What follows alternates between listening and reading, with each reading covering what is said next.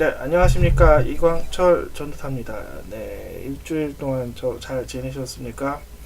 네, 저는 잘 지내고요. 이번 주는 다른 날보다는 조금 더 일찍 지금 녹음하고 있어요. 일부러 좀 일찍 녹음하고 있어요.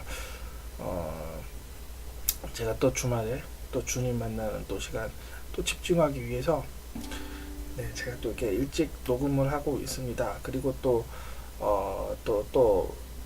이렇게 드리고 싶어요. 미리 좀 일찍 드려서 이렇게 여러분이 좀 은혜 받을 수 있는 시간을 주고 싶어서 제가 이렇게 또 일찍 녹음합니다. 이제 제가 한 2주 정도 너무 늦게 드리니까 이렇게 생각보다 많이 못 보시더라고요. 또 지나가기도 하고 그래서 제가 조금 오늘은 또 일찍 합니다. 네, 어쨌든 설교 꼭 많이 듣길 원합니다. 제가 준비하는 설교들은 영어로 준비하는 설교들이에요, 대부분. 그래서 하나님의 생명들이 있는 설교이기 때문에 꼭 들으셔서 하나님의 그 마음과 생각으로 꼭 항상 변화되는 성도 되길 원하고요. 또 근황 또 잠깐 또 이야기하고 또 말씀도 들어야겠죠. 어쨌든 계속 발전하고 있어요. 저희 그 버스킹 사역들은 나날이 발전되고 있고 지금 이렇게 추워져서 이게 못하는 부분들이 이제 12월 달이면은 좀 생기는 게 좀 안타깝지만 어쨌든 다른 방향이라도 제가 어떻게든 이제 버스킹을 좀 하고 있고요. 할 생각입니다. 그리고 저 계획적으로는 이렇게 채플이라든지 이런 그런 활동들을 할 생각이 있습니다. 뭐 학교, 병원, 뭐 이제 필요한 곳곳에 이제 또 순회 사역을 제가 또 할 생각이에요. 여러분이 좀 생각나시면 기도하셨으면 좋겠습니다. 뭐 후원을 하는 그런 것보다는 기도를 하고 제가 이렇게 순회 사역을 할 수 있는 터전이 이렇게 빨리 마련될 수 있게끔 좀 이렇게 다 같이 중보해 주셨으면 좋겠고요. 저도 그렇게 간절히 되길 원합니다. 제가 있는 모든 곳이 하나님이 있는 천국의 영역으로 바뀌었으면 했던 마음이 제가 있기 때문이고요. 제 소원도 간절합니다. 어쨌든 그렇게 했으면 좋겠고요. 제가 또 이번 주말에 또 깊이 기도할 겁니다. 계속 기도드려서 주님이 원하시는 것이 무엇인가에 대해서 또 꼼꼼히 또 주님과 교제하면서 받을 테니까요. 여러분도 응원해 주시고 기도해 주셨으면 좋겠습니다. 오늘도 찬양하고 시작하겠습니다. 내 안에 사는 이.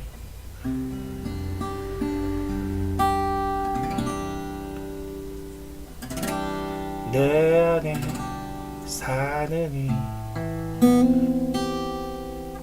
예수 그리스도는 나의 죽음도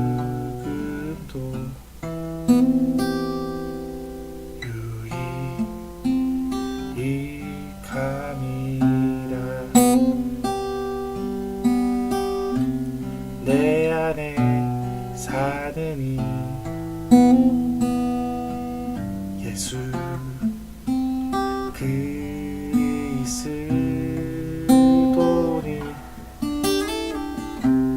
나의 죽음도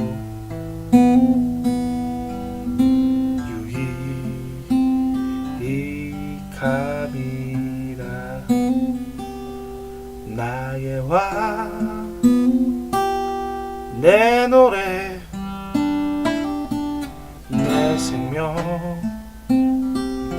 또 내 기쁨 나의 힘 나의 것 내 평강 나의 주 내 안에 사는 이 예수 그리스도 나의 죽음도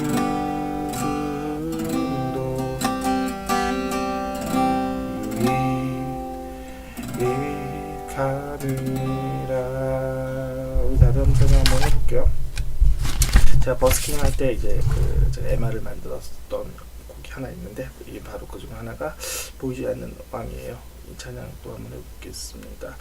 그리고 이제는 앞으로는 제가 이제 버스킹 찬양 그거 아니더라도 제가 그 앞에 찬양할 때 그러니까 미리 저희 곡 제가 이렇게 찬양했었던 MR들을 한 곡씩 좀 올릴 생각입니다. 저희 MR 제가 만든 MR이 있어요. 이걸 한번 같이 MR은 아니고 기타로만 일단 한번 해볼게요. 제가 나중에 따로 같이 영상 올릴 때 같이 올리겠습니다. 보이지 않는 영원한 왕 홀로 하나이신 하나님 모든 영광과 존귀를 주께 영원히 보이지 않는 영원한 왕 홀로 하나이신 하나님 모든 영광과 존귀를 주께 영원히 아멘. 다시 한번 합니다.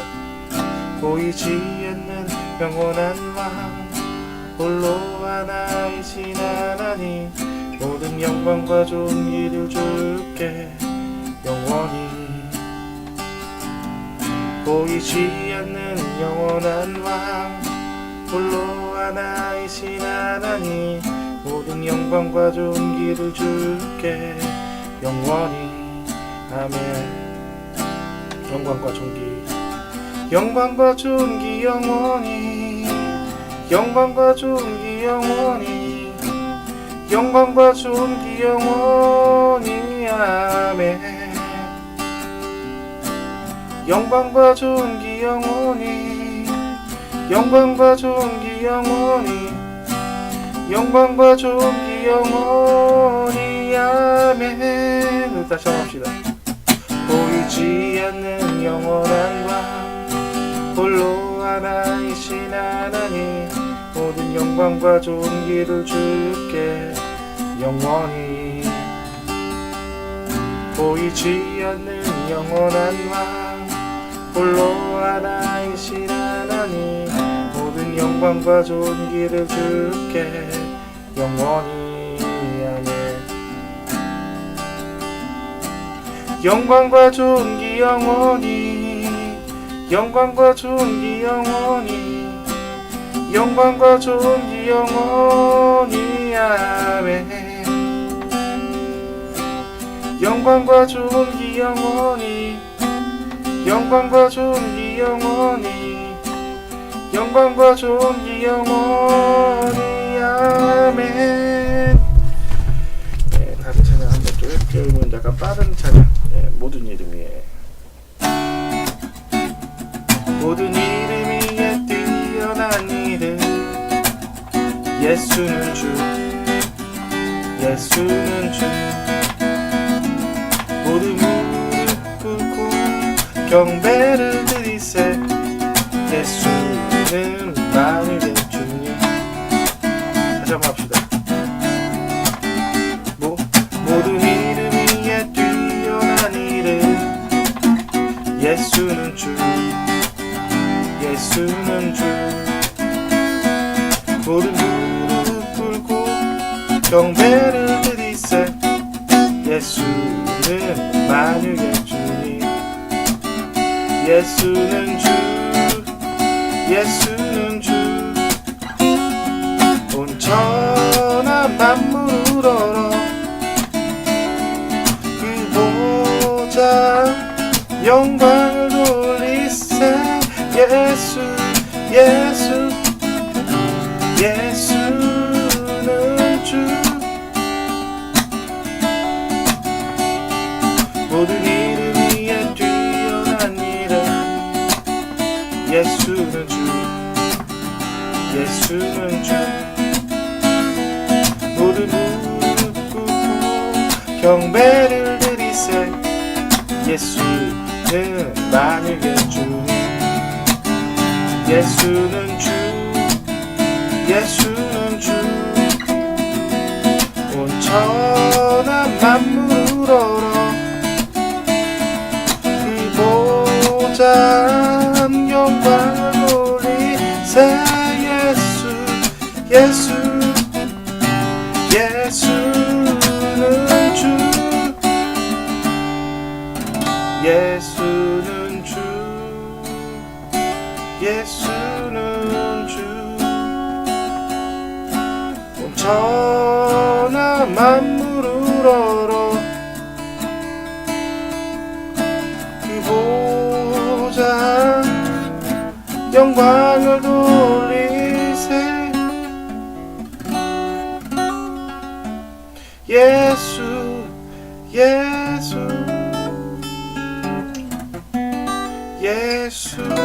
예수는 주.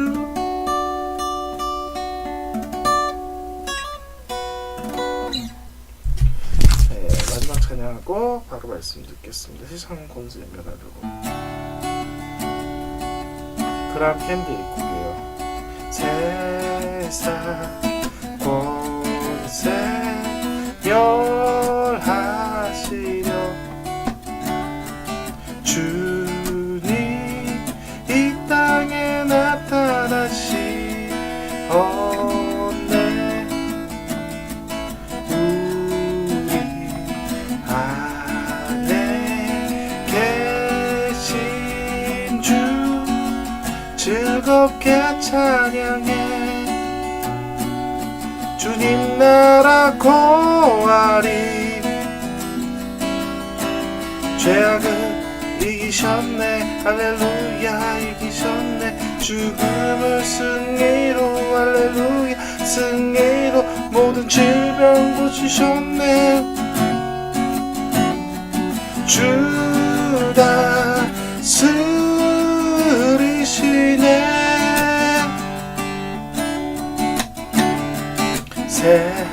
세상도 권능으로 우리 일어나 나가세. 외치세.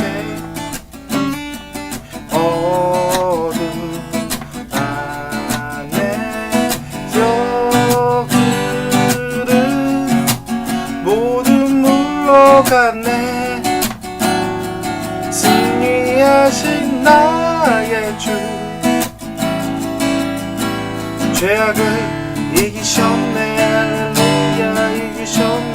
죽음을 승리로 할렐루야 승리로 모든 질병 고치셨네. 고치셨네. 주 다스리시네. 기도하고 바로 시작하겠습니다. 하나님 감사합니다. 오늘 하나님 말씀을 주셨고 이 말씀을 통해 많은 사람들이 더 생명을 얻길 원합니다. 그리고 이 말씀을 통해 하나님의 그 마음들이 더 성숙하고 더 마음들의 어두운 부분들이 드러나서 오직 하나님만 경배하고 오직 하나님만 사랑하는 성도들 되게 하여 주시옵소서. 예수님 이름으로 기도합니다. 아멘. 오늘의 제목은 하나님의 생각과 사람의 생각입니다. 제가 본문 예레미야 28장 1절부터 13절까지인데요.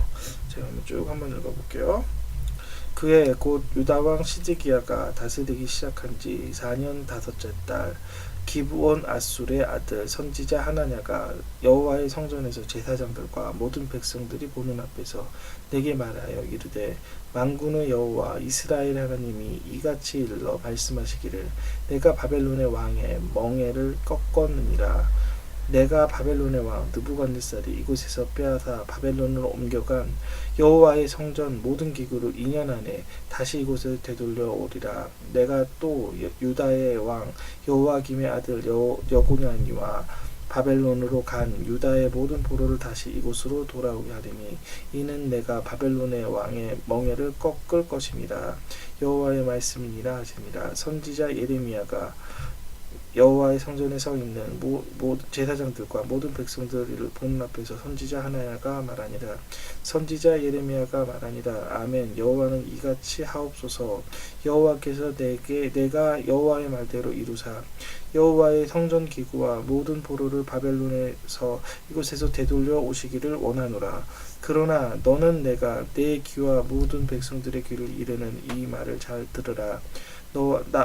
나와 너 이전에 선지자들이 예로부터 많은 땅들과 큰 나라에 대하여 전쟁과 재앙과 전염병을 예언하였느니라. 평화를 예언하는 선지자는 그 예언자의 말에 응한 후에야 그가 진실로 여호와께 보내신 선지자로 인정받게 되리라.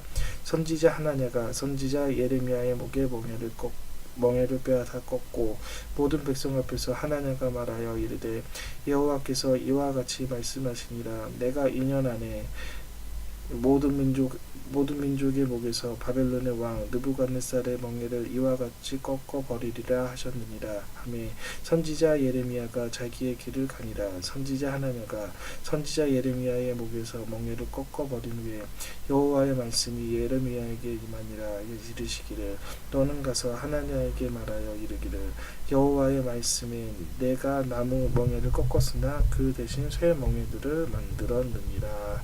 아멘. 네, 오늘의 제목은요, 아까도 얘기했지, 하나님의 생각과 사람의 생각입니다. 하나님의 생각과 사람의 생각은 다릅니다. 많은 사람들이 좋고 유익이 되는 것을 하나님의 뜻으로 오해합니다. 그러나 하나님의 뜻은 꼭 눈에 보이는 형통하고 잘 되는 것이 하나님의 뜻이 아닐 수도 있습니다. 그러므로 오늘은 말씀을 듣고 하나님의 뜻이 그리고 하나님의 생각이 무엇인지 깨달았으면 좋겠습니다. 본문을 잠깐 요약을 하면 어떠한 말씀인지 좀 요약을 할게요. 시드기야 왕 때입니다. 시드기야 왕 때는 이스라엘이 남유다 왕국이 마지막 때이죠. 배경을 또 좀 더 윗대로 설명을 하면 이스라엘은 한 나라였습니다. 원래는. 그러나 솔로몬이 우상 숭배한 이후로 남유다와 북이스라엘로 나누어졌죠. 이 두 왕국이 계속해서 이렇게 유지되다가 히스기야 왕 때 북이스라엘이 멸망하기 시작했습니다. 호세와 왕 때 히스기야 남유다 왕은 히스기야고 북이스라엘은 호세아 왕 때 멸망을 했죠. 아수르라는 제국으로 인해 멸망이 됐습니다. 그리고 히스기야 때 계속해서 아수르의 정복이 당하지 않고 계속해서 유지가 되기 시작을 합니다.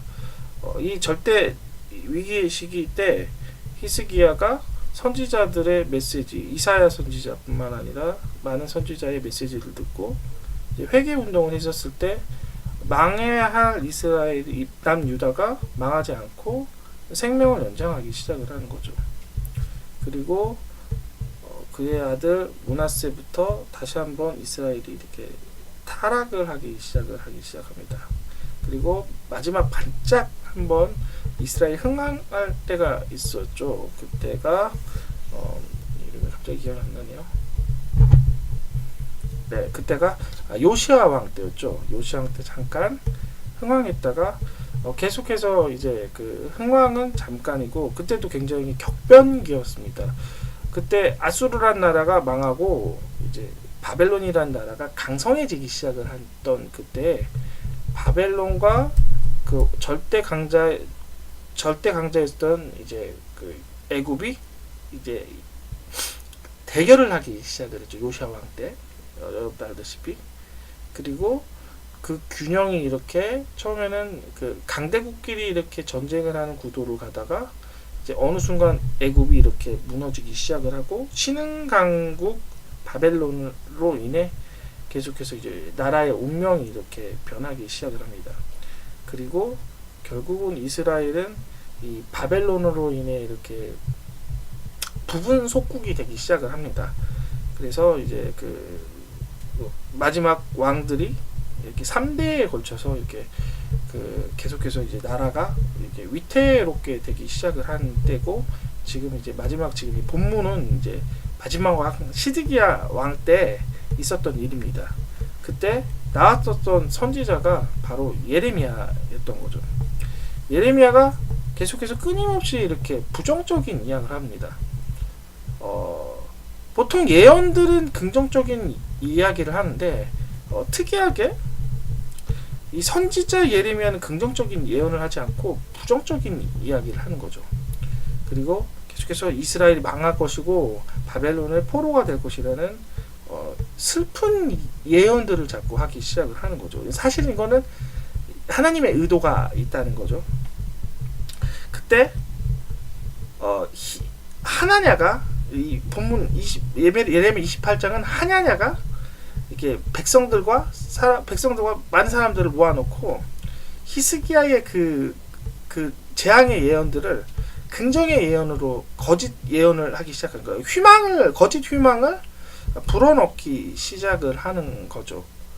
그때 뭐 여러분도 아시다시피 어떠한 거냐, 하나냐가 이렇게 이야기를 했었을 때 많은 사람들이 굉장히 많이 동조했었을 거예요.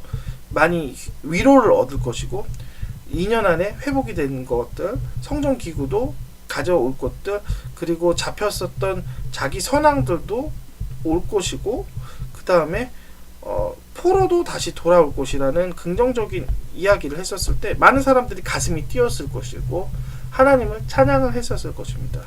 그리고 리액션을 한번 하기 시작을 합니다. 이제 예레미야가 계속해서 이스라엘에 대해서 망할 것을 예언했었을 때 사람들이 가만히 있지 않았어요. 예레미야의 목에 이게 나무 멍에를 이렇게 맸죠. 이게 나무 멍에가 뭐 여러분도 아시다시피 사극에 보면은 그 있잖아요. 목에 이렇게 매는 그런 거 있잖아요. 그런 거가 나무 멍에예요. 그 멍에를 꺾으면서 하나님께서 바벨론의 멍에를 이렇게 꺾으십시다라는 이런 리액션을 했었을 때 많은 사람들이 더 크게 박수치고 감동을 먹었을 것입니다. 분명히. 아마 리액션이라는 것은 하나의 효과를 주는 거죠. 시각적인 효과를 줍니다. 이 시각적인 효과는 사람들의 선동을 하는데 굉장히 더 유리했었을 거라고 생각을 합니다. 그냥 말로 전달하는 것보다 리액션, 이렇게 보이는 것들을 하면 사람들은 더 자극을 하고 또 반응을 하는 거죠. 그래서 이제 발표를 할 때 프레젠테이션이라고 해서 파워포인트로 이렇게 사람들의 이제 눈과 귀를 이렇게 막는 것들이 나온 것처럼 리액션을 이렇게 크게 했었을 때 사람들은 굉장히 더 기뻐하고 굉장히 희망을 얻고 공감대를 형성을 했었을 것입니다. 그러나 문제는 그것은 거짓이라는 거예요. 아무리 좋은 예언이라 해도 하나님으로부터 나온 예언이 아니었기 때문에 그것은 거짓말이라는 거예요. 그러나 예레미야가 다시 한번 이야기합니다. 예레미야가 다시 한번 또 이야기를 하죠. 하나님께서 나무멍에를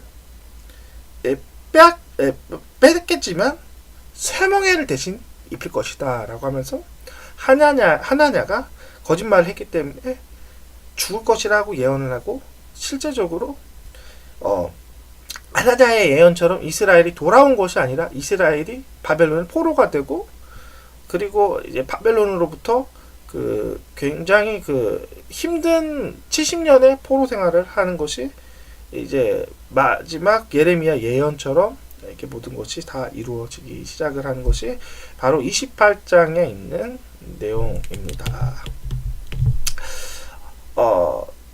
이것을 가지고 제가 하나님의 생각과 사람의 생각을 이야기를 할 겁니다.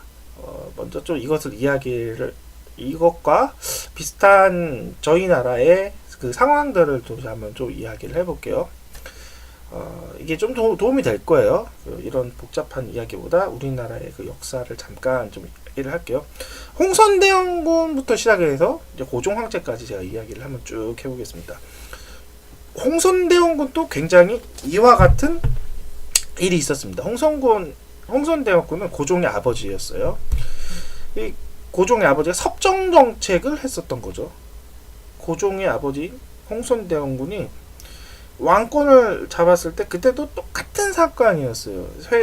이 나라 모든 곳곳에서 이양기를 든 이제 해외에서 많은 이양선이 출몰하고 서양 사람들이 이렇게 출몰하기 시작했을 때 이것을 막기 위해 절대적으로 홍성대원군이 척화비를 세우면서 이것을 보호를 했었죠. 이 사건은. 그때는 사실은 이유가 있었던 거. 뭐 이제 뭐 국사책에 보면 이 홍선대원군이 문무로를 빨리 받아줘야지 뭐 외국처럼 메이지 유신을 해서 발전을 한다라고 이렇게 이야기를 하지만 전혀 그것은 역사에 대한 상식이 없는 겁니다. 홍선대원이 그렇게 했었던 것은 홍선대원이 사실은 왕의 그 계보를 타지 못했던 섭정 정치하는 왕이었기 때문에 그 사람들의 인기를 얻어야 된다. 정치인의 인기를 얻기를 위해서 그 당시 정치인의 인기를 얻을 수 있던 그 유력한 사람들이 유생들이었었다는 거예요. 유생들이 서양 사람들을 되게 싫어했단 말이에요. 즉 무슨 얘기냐? 눈치를 본 거죠. 눈치를 봐서 인기를 얻기 위해서 일단 백성들도 백성들이지만 자기 편들을 먼저 정치적인 그 세력들의 인기를 얻기 위해서 유생들의 눈치를 보고 척화비를 세운 거죠. 두 번째는 뭐냐? 일본이라든지 중국을 보니까 대부분 약탈을 이렇게 하고 이렇게 불평등 조약을 맺는 것을 보면서 대한민국이 이제 부국강병을 한 뒤로 이제 무역을 하길 원했다는 거죠. 당하고 한다는 게 아니라 대등한 관계에서 서양과 하려고 홍성군이 그렇게 했는데 이 사람들이 그런 부분들을 잘 이해를 못하는 그만큼 우리나라가 교과서 위주의 책만 보기 때문에 그런 거죠. 제가 이런 사고를 하는 거는 교과서 말고 여러 가지 그 자료들이 많이 있어요. 그런 것들을 보면 정확한 역사 해석이 납니다. 어쨌든 홍선개헌 때 이렇게 되고 그 이후로 고종황제 시절에 이제 실제적으로 청나라도 우리나라를 이렇게 뒤흔들려고 하고 일본도 뒤흔들려고 하고 러시아도 이렇게 뒤흔들려고 했었을 때 고종황제가 그 있었던 그 시기에 여러분들 아시다시피 청일전쟁이 또 일어나기 시작을 하죠. 그리고 이 고종황제가 이런 혼란한 상황에 피하기 위해서 러시아를 간단 말이에요.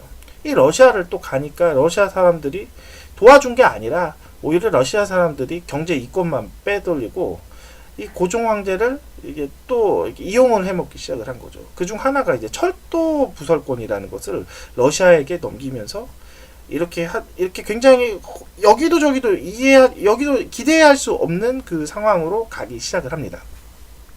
이것이 바로 그때 우리나라 고종 황제가 있었던 그 시기고, 그리고 그때 멀리 있는 미국을 이제 의존하기 시작을 합니다. 왜 의존을 하냐? 가까운 나라보다 멀리 있는 나라를 의존했었을 때 이 사람들보다 더 나을 거라는 판단으로 외세를 의지하는데 그 중에서 미국을 의지를 했었던 것이 고종 황제예요. 이게 무슨 얘기냐? 똑같은 상황이에요. 시드기야 왕 때도 애굽파가 있었고 바벨론파가 있었어요.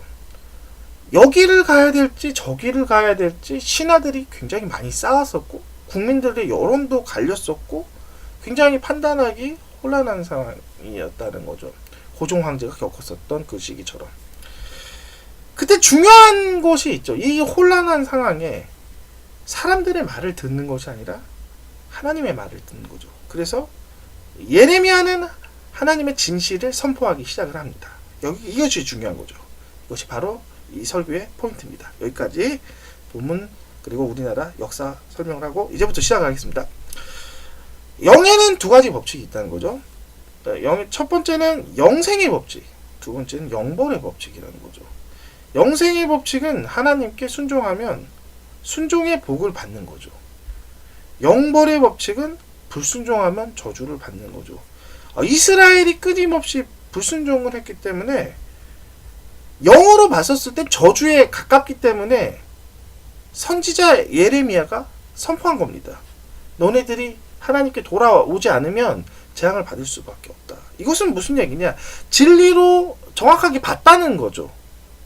하나님께서 선지자를 보내서 재앙을 이야기하는 것은 부정적인 이야기를 해서 그 사람이 망하기를 원해서 그런 것이 아니라 영의 눈으로 내가 판단하니 그것이 저주에 가깝도다라는 강한 경고라는 거죠. 그들이 이스라엘 백성들이 했었던 것이 무엇입니까? 제가 좀 이야기를 한번 해볼게요. 이 마지막 이스라엘이 이렇게 타락했던 그 시기에는 바알과 아세라의 신을 섬겼어요. 아주 많이 섬겼습니다. 하나님도 섬기고 바알과 아세라 신도 섬기고 이사야 선지자의 글을 읽어보면 예배가 타락된 것을 이야기합니다.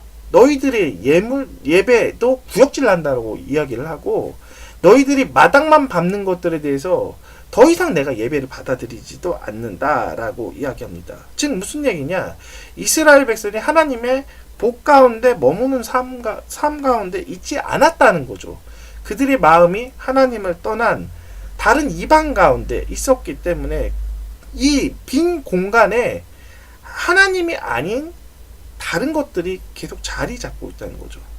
그래서 하나님께서 안타까운 마음으로 선지자를 보냈던 거. 진실이 무엇인 거예요? 재앙이 받을 수밖에 없었던 이스라엘인 것을 선지자 예레미야가 이야기했었다는 거죠. 예레미야가 예레미야 성경을 쭉 읽어보면 예레미야가 저주만 이야기한 것이 아니에요. 하나님께서 저주를 이야기하다가 중간에 그 얘기를 해요. 너네들이 만약에 돌아오면 내가 너네들을 구원해 주겠다라는 약속도 합니다. 근데 사람들은 생각이 드는 건 그거죠.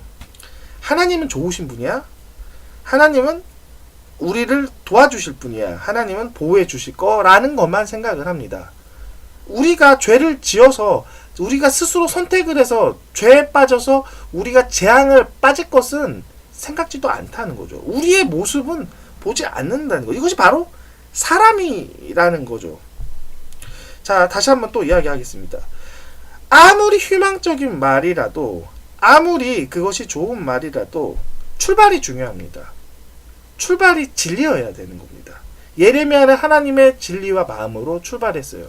그래서 그 말은 유효한 것이고 그 말은 하나님께 속한 것이었어요. 그러면 선지자 하나냐의 말은 어디서부터 출발한 것입니까? 자기의 하나님으로부터 출발한 것이 아니에요. 자기의 희망, 백성들의 소망, 거기에서부터 출발했다는 거죠. 그것은 무엇입니까? 거짓 희망이고 결국은 독국물을 주는 거와 똑같은 것이죠. 하나님은 변화를 원하셨어요. 자, 제가 다시 한번 이야기하겠습니다. 버릇없는 아이에게 좋다 이야기한 것은 독국물과 같은 것이죠. 아이가 판단하는 능력들을 상실하게 만드는 것처럼 그때 하나님께서 원하셨던 것은 이스라엘의 변화라는 거죠. 자, 영적 상태를 이야기하겠습니다. 영적 상태는 이스라엘 백성들이 재앙으로 들어가고 있었어요. 그때 하나님께서 원하시는 것은 변화를 원했던 거죠. 영의 백성, 하나님의 선한 형상의 모습들, 그리고 하나님의 사랑을 향한 마음을 원하셨어요. 70년간 바벨론 포로를 겪으면서 하나님을 섬기는 것이 얼마나 좋고 평안을 누리고 하나님의 신이 얼마나 보호자시고 참된 신인 것을 깨닫기 원하는 마음으로 하나님은 재앙을 허락하신 것 뿐입니다. 하나님의 진리는 재앙도 의도한 부분이 있고 재앙은 잠시뿐이고 우리에게 하나님의 마음을 깨닫게 하는 하나님의 선한 의도가 있다는 거예요. 그래서 하나냐의 의도는 무엇인가요? 그들이 계속해서 죄악을 유지하게 만드는 거죠. 그것은 악한 말인 것이에요. 아무리 좋은 말을 내가 들을지언정 내가 하나님의 사람으로 변화되지 않고 내가 썩고 죽는 병든 사람의 모습을 내가 유지하게 한다면 그것은 죄인 것입니다. 하나냐는 죄악된 마음으로 백성들에게 마취제만 준 거예요. 그 마취제를 주었을 때 그들은 썩게 된다는 거죠. 다 썩어간 사람에게 이야기할 것은 당신 그거 먹으면 죽어요 라고 하는 경고가 필요한 것이에요. 그것이 바로 선지자라는 것입니다. 성경에는 이런 이야기가 나요. 아이를 훈계하지 아니하려고 하지 말라. 채찍으로 그를 때릴지라도 그가 죽지 아니리라는 것처럼 하나님께서는 변화를 원하시고 그들이 훈계함으로써 하나님의 마음과 하나님의 모습으로 변화된 것을 하나님은 간절히 기대하고 계시던 거죠. 하나님의 진실된 마음, 그 사랑을 깨달았으면 좋겠습니다. 하나님은 두 단계를 가지고 백성들을 가르칩니다. 첫 번째는 하나님은 레위인과 제사장을 통해 말씀을 통해 가르치는 거예요. 이스라엘 백성들이 하나님의 말씀을 지도자들이 잊기 시작을 했습니다. 왜냐하면 그들도 우상을 섬겼고 하나님을 사랑하는 마음이 떠났고 그들 마음에는 항상 항상 형식만 있었던 거예요. 형식은 언제 생기기 시작을 하냐? 바로 사랑하는 마음, 중심이 떠났기 때문이라는 거죠. 왜 중심에서 하나님을 떠났겠습니까? 내가 집중하는 부분이 하나님이 아닌 다른 것이기 때문이라는 거죠. 지도자부터 떠나니까 백성들이 당연히 떠나기 시작을 합니다. 두 번째, 하나님께서는 위기에 찬 백성에게 특별한 사람을 보냅니다. 특별히 하나님께서 키운 선지자를 보내시는 거죠. 그리고 회개하라는 메시지를 가지고 그들에게 하나님의 마음을 전합니다. 회개하라는 이 메시지는 나쁜 것이 아니에요. 잘못했다라는 것이 아니라, 다시 한번 이야기합니다. 회개라는 건 돌아오라는 것입니다. 하나님께 돌아오라. 회개하라는 것은 하나님께 돌아오라라는 거죠. 아버지 품으로 돌아와라. 너희들이 재앙에 빠졌다. 우상 숭배하지 말아라 하는 이야기는 참신, 그 거짓 신에게 저주의 영역 가운데 머물지 말고 참신인 하나님께 돌아와서 하나님의 기쁨을 나누자라는 의미라는 거죠. 어쨌든 제일 중요한 것은 하나님의 마음으로 돌아가는 거고, 이 선지자가 선포할 만큼 이스라엘은 긴박한 상황이라는 거죠. 선지자는 평안할 때 오는 것이 아닙니다. 선지자는 긴박할 때 오기 시작을 하는 거죠. 우리 대한민국 안에 강력한 선지자의 메시지가 끊임없이 나오고 선포가 된다면 이것은 우리가 타락의 모습이 깊어졌다라는 거죠. 우리가 듣는 그 메시지가 말씀이라는 거에서 이제 강한 특별한 선지자들이 나와서 활동하고 있었다면 이것은 위기의 시작이라는 거죠. 그러므로 우리가 하나님의 경고보다는 우리가 그것을 예방 차원의 말씀 가운데 항상 우리가 빠져들었으면 좋겠다는 거죠. 겉이 중요한 게 아닙니다. 하나님은 이스라엘 백성들을 보면서 이렇게 이야기합니다. 그 서기관과 바리새인의 모습들을 모습처럼 이야기를 하죠. 이제 서기관 바리새인에 대해서 한번 좀 이야기할게요. 화 있을진저 외식하는 서기관과 바리새인들이여, 회칠한 무덤과 같으니 겉으로는 아름답게 보이나 그 안에 죽은 것이라. 사람의 뼈와 모든 더러운 것이 가득하도다. 이스라엘 모습은 이런 거죠. 그들은 겉모습은 선한 모습이었고 그들의 겉모습은 율법을 따라간 모습이었습니다. 그러나 서기관과 바리새인의 모습들이었죠. 그들은 선민의 모습을 갖고 예배의 형태를 띠지만 이 서기관과 바리새인처럼 그들의 모습밖에 없었던 거죠. 회칠한 무덤처럼 이 성경에서 회칠한 무덤은 무엇이냐? 이 가난한 사람들은 동굴을 묻지 않고 땅에 묻었다고 해요. 이 땅에 묻어놨을 때 시체를 닿으면 하나님께서 죄악이라고 정하기 때문에 이 시체를 닿는 이 밑에 이 땅에다가 하얀색 분칠을 합니다. 그래서 사람이 이제 거기를 걷지 않게끔 해요. 왜냐하면 걸으면 이제 율법에 위배하게 됐기 때문에 정결한 의식을 갖기 때문에 그것을 방지하기 위해서 하얀색으로 이제 그 회칠을 한다는 거죠. 그 안에 있는 것은 무엇이에요? 겉은 하얀색이지만 속 안에 있는 것은 죽는 거, 썩은 것밖에 없다는 거죠. 이스라엘의 모습은 악한 것들, 그들은 겉모습만 선민이었지 그들은 악하고 타락되고, 이 성경에서는 이것만 이야기하지만 다른 성경을 보면 정확하게 이야기합니다. 그들이 얼마나 도덕적으로도 타락이 되고 과부와 이방인 그리고 같은 동족 사람에 대해서도 얼마나 천시했는지 보여줍니다. 성경에서는 노예가 나와요. 이 노예가 언제 생기냐? 지금도 똑같은데 당시의 노예는 이방인들을 잡아서 타 민족을 잡아서 노예한 경우도 있지만 빚을 갚지 못할 경우 노예가 생깁니다. 몸으로 때우는다는 거죠. 7년 정도 이제 몸으로 때우면 이제 자유인이 되지만 이스라엘 백성들이 7년이 넘어도 그들을 이제 노예로 풀려 죽이는 걸 원해요. 무슨 얘기냐? 탕감하는 것을 전혀 원하지 않는다는 거죠. 악해진 거죠. 도덕도 악해지고 하나님의 마음도, 자비의 마음도 잊어버린 거죠. 약속도 잊고 모든 것을 잃었던 이 상태에 예레미야가 선포한 것입니다. 이것이 누구예요? 겉만 선지자고 겉만 예배드리는 이스라엘의 모습이라는 거죠. 그래서 예레미야가 선포한 것이에요. 하나님께 돌아와라. 재앙 가운데 너네들이 빠진다. 그리고 항복해라. 그곳 가운데 들어가라. 왜 그랬어요? 변화되길 원한다.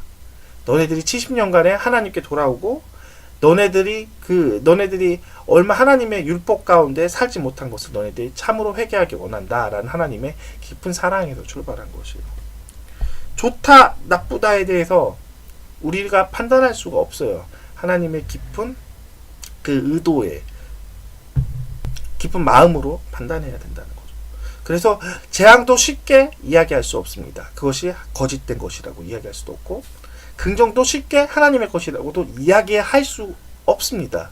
하나님의 영 안에서 판단해야 되는 거죠. 하나님의 영은 모든 것을 통달하셔서 하나님의 마음을 살피십니다. 마음을 살피시는 성령의 생각을 아시나니 이는 성령이 하나님의 뜻대로 성도를 위하여 간구하심이라 라는 것처럼 성령님 안에서 연합된 마음으로 죄를 의를 판단하십시오.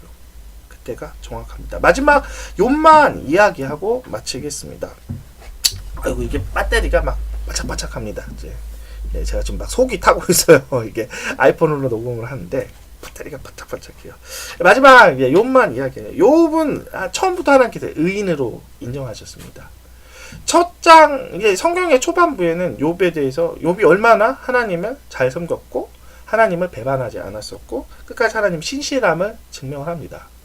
그러나 이제 후반부로 가면 갈수록 중반부죠. 중반부로 가면 갈수록 욥의 그 속 안에 썩은 것들을 이제 드러내는 거죠. 고통 가운데 썩어진 것이 이제 드러나기 시작을 한 거죠. 얼마나 교만한 것들. 중간중간 읽으면 욥이 교만한 것들 그리고 그를 개처럼 여겼다라는 것처럼 사람을 무시했던 마음도 있었던 것을 드러나기 시작을 하는 거죠. 하나님께서 재앙을 주는 것들, 고통을 주는 것은 우리가 하나님의 마음이 아닌 악한 것들이 있던 것을 우리가 스스로 깨닫고 드러내는 것을 하나님께서 원하시는 거예요. 무슨 얘기예요? 결국은 드러냈었을 때 이것이 이거 드러내고 회개하였을 때 깨끗하고 더 완전하고 정결한 사람이 된다는 거죠. 하나님 그것을 원하세요. 그리고 그 시간이 지난 후 38장부터 시작하면 하나님께서 이제 등장하기 시작하면서 이제 대장부처럼 너는 허리를 띄고 이제 대장부터 허리를 띄라는 이야기를 하면서 하나님과 계속해서 대면하는 장면. 네가 아느냐, 네가 아느냐, 네가 아느냐라고 하면서 욥에게 하나님의 그 뜻들 그리고 하나님의 뭐 지음 받은 것들 여러 가지의 이야기를 하면서 욥이 깨닫기 시작을 한 거죠. 나는 죄인이었고 내가 정말 의인이 아닌 것을 이제 고백을 하는 장면이 나옵니다. 그리고 그 이후로 욥이 하나님의 복을 받는 것처럼 하나님의 그 재앙들은 내가 하나님의 마음을 깨닫고 나의 악한 것들이 내가 회개가 온전히 되면 하나님의 모든 테스트와 모든 것은 끝나고 축복이 있는 거죠. 내가 어려운 것은 그리고 하나님의 그 재앙 가운데 내가 있는 것은 하나님께서 나를 변화시키기 위한 장면입니다. 그리고 나를 변화시키기 위한 하나님의 사랑인 것이에요. 재앙 가운데 원망하지 마십시오. 재앙을 선포하는 그 사람에게 하나님 왜 저 사람이 저 이야기를 했습니까? 라고 하면서 하나님의 뜻을 물으세요. 그러면 그 이야기를 했던 그 사람의 가운데 하나님의 메시지들이 있는 겁니다. 나쁜 이야기를 할지언정 내가 하나님의 생각을 하십시오. 내 행동들이 얼마나 못됐으면 다른 사람들이 나를 손가락질합니까? 손가락질하는 그 사람을 흉볼 것이 아니라 내가 얼마나 다른 사람 칭찬을 받지 못하는 얼마나 부족한 사람인 것들을 회개하는 마음이 필요한다는 것이에요. 긍정적인 말, 좋아하는 말, 자꾸 나를 간지럽히는 그따위 말에 여러분 속지 마십시오. 그 사람은 나의 죄를 유지시키는 나쁜 사람이라는 거죠. 내 모든 것 가운데 완전하고 정결해질 때까지 하나님 기다리세요. 많은 그리스도인이 정결해지는 것이 무엇인지 모른다는 거죠.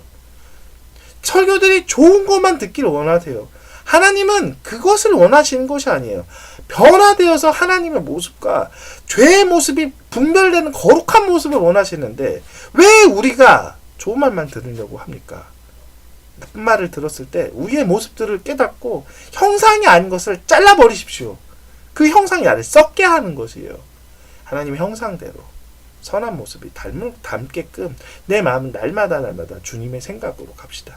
예레미야처럼 재앙을 선포하는 선지자가 선포하는 가운데 우리의 모습을 보고 하나님께서 우리에게 위로를 주셨을 때 하나님의 마음을 또 살피고 하나님의 또 예언을 들었을 때 하나님의 또 우리의 계획도 살펴봤으면 좋겠습니다. 네, 기도하고 마치겠습니다. 하나님 감사합니다. 오늘 하루도 주님 이 말씀을 듣습니다. 이 말씀을 들었을 때 하나님의 생각을 또 깨닫게 해주시고 내 모든 죄들 깨닫게 해주시고 이제는 하나님의 말씀으로만 살고 변화된 삶으로 살 수 있게끔 주님 내 생각과 마음을 주님의 생각으로 일치될 수 있게끔 주님 항상 생각해 주게 해주시고 나의 악한 모든 것을 이제는 회개하오니 정말 주님 모든 생각 가운데 주님의 그 마음을 주시고 내 항상 마음이 내 생각들이 항상 죄가 아닌 하나님의 의를 따를 수 있게끔 나의 모든 죄를 십자가에 못 박게 하여 주시옵소서. 예수님 이름으로 기도합니다. 아멘. 네, 오늘 설교 여기까지 하고요. 예, 다음 주에 또 한번 뵙겠습니다. 안녕히 계시고요. 꼭 여러분에게 부탁할 거 있어요. 이 설교를 들으시고 필요하신 분들에게 꼭 카톡으로 이것을 링크해서 꼭 보내주시면 좋겠습니다. 뭐 제가 꼭 이렇게 유명해지려고 그런 건 아니에요. 저는 하나님의 이 메시지들이 전파가 돼서 하나님의 백성으로 모두가 다 성숙했으면 좋겠다는 생각으로 저의 마음으로 하는 겁니다. 수고하십시오. 안녕히 계시고요. 다음 주